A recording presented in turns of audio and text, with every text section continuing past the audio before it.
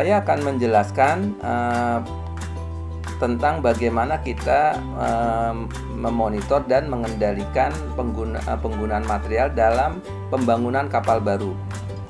Ini penting ya dalam pembangunan kapal baru agar kita tetap menjaga proyek kita itu tetap profit. Nah, apa yang kita butuhkan? Yang kita butuhkan itu ya, dari hasil analisa kami itu adalah alat atau sistem yang bisa membantu.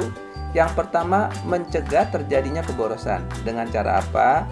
Dengan cara kita memonitor dan mengendalikan penggunaan material dan jasa. Jadi kita itu harus hati-hati dengan pemborosan. Ini biasanya terjadi di belanja, penggunaan material berlebihan, schedule yang terlambat, dan lain-lain. Jadi kita harus bisa merekod dan memonitor setiap saat. Nah, yang kedua itu membantu kita ya, mempermudah kita tuh pengelolaan barang di gudang. Ini inventory management. Jadi kita bisa memahami kondisi material yang ada di gudang kita. Kemudian mengawal schedule dan progres pekerjaan. Terus yang keempat itu memonitor kegiatan proyek dari mana saja ya, mempermudah kita. Misalnya idealnya ya dengan smartphone, laptop, gadget, kita bisa memonitor kegiatan proyek kita. Terus yang kelima itu menjaga proyek tetap profit. Ini mungkin yang paling penting ya. Ujungnya itu adalah proyek itu tetap profit. Juga bisa menjadi alat media komunikasi dan masih banyak lagi. Nah, ini ya dari sisi rencana dan pengendalian penggunaan material dan jasa. Itu antara perbaikan kapal dan pembangunan kapal baru itu secara prinsip sama. Jadi kami ketika membuat spesifikasi untuk dock RP di awal ya, itu kami memisahkan ya, membedakan. Tapi setelah kami mengimplementasikan, ternyata secara prinsip sama antara pembangunan kapal baru dan reparasi kapal. Ini adalah alur proses proyek pembangunan kapal baru yang disederhanakan. Jadi ini mungkin kalau Anda membandingkan dengan alur proses perbaikan kapal, secara prinsip sama ya, walaupun tidak sama, tapi secara prinsip sama. Nah, ini untuk pembangunan kapal baru itu diawali dengan owner kapal menunjuk pemenang ya. Kemudian pihak keuangan ya setelah ditunjuk ya menerima pembayaran uang muka. Dan ini akan dilanjutkan oleh pihak marketing ya untuk membuat schedule. Yang pertama, yang kedua rencana progres. Yang ketiga rincian RAB yang isinya itu HPP, daftar penggunaan material jasa ya. Terus yang keempat itu adalah rincian pekerjaan.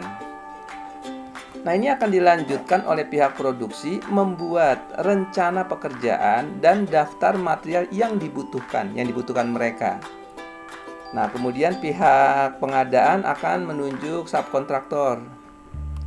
Dan kemudian daftar ini akan di-approve oleh pihak marketing ya. Setelah itu pihak gudang itu mempersiapkan material yang dibutuhkan tadi ya. Kemudian berjalanlah proses produksi. Proses produksi ini kan selama perjalanan itu kan meminta material-material yang dibutuhkan ya berdasarkan dari daftar material yang sudah di-approve tadi. Ini meminta material itu bisa kapan saja dibutuhkan, bisa berulang-ulang, bisa berkali-kali. Dan bila itu tidak ada, maka pihak pengadaan itu akan meresponnya dengan belanja material itu ya. Kemudian nanti pihak marketingnya sambil proses produksi ini berjalan, mengupdate progres dan mengendalikan penambahan material di luar rencana. Jadi ini penting sekali ya, mengendalikan penambahan material di luar rencana dalam proses pembangunan kapal baru. Karena bisa saja muncul ya kebutuhan-kebutuhan itu yang memang di luar rencana dalam pembangunan kapal baru. Ini yang harus bisa dikendalikan.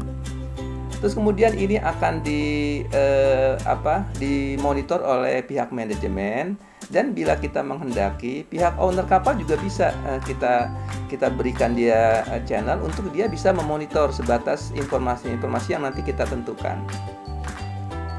Nah, kemudian sambil ini berjalan ya, mendekati termin ya, maka pihak keuangan membuat dokumen tagihan per termin yang didukung oleh dokumen progres ya.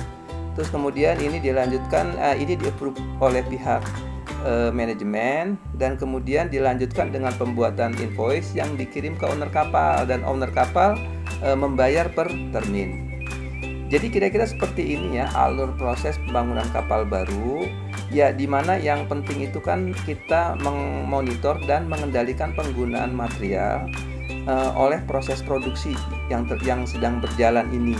Ya, ini secara prinsip sama antara reparasi kapal dan pembangunan kapal baru.